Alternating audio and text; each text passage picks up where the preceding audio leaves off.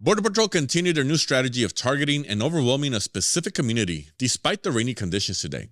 But in an inspiring show of unity, rapid responders from different areas came together to help the Santa Ana responders amplify the community alerts of Border Patrol's presence.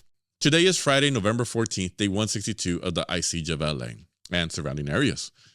After going through the San Fernando Valley, Koreatown, the Salvadoran Corridor, South Bay, Culver City, Pomona, they turned their attention back to Santa Ana once again. But what stood out to me is Border Patrol seemed to focus on targeting the elderly. First, around 7 a.m. on Bristol and St. Gertrude, HSI and Border Patrol and Santa Ana police officers were present at a house raid on a joint operation.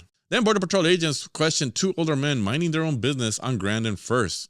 Interestingly, one of the Border Patrol agents appears to be a really young new recruit we haven't seen before. They also kidnapped two older men in front of the Family Nail Salon on Main and Edinger.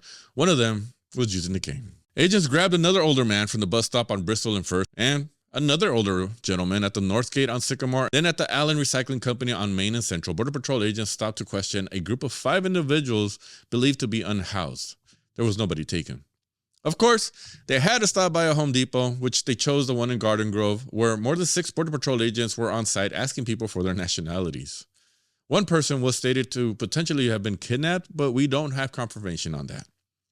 Shortly after, they were seen unmasked behind the Smart and Final behind Bristol and Bettinger around 11:45 a.m. The various community watchers convened there on the scene, legally documenting and alerting the community. The agents eventually left around 12:30 p.m. But, there were other places, like early in the morning. Agents were also seen in Long Beach at the intersection of Orange and Broadway around 8 a.m. outside a paid grooming salon where video footage shows agents speaking with people on the sidewalk. They were also spotted in the Coachella Valley, driving around the cities of Oasis and Thermal, and at the Rancho Cucamonga Courthouse on Foothill and Haven again, where they took another 2 people today.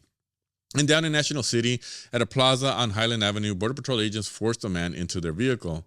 And in Logan Heights, a community watch member witnessed Border Patrol agents attempting to kidnap a person, but we're unsure if they were successful or not.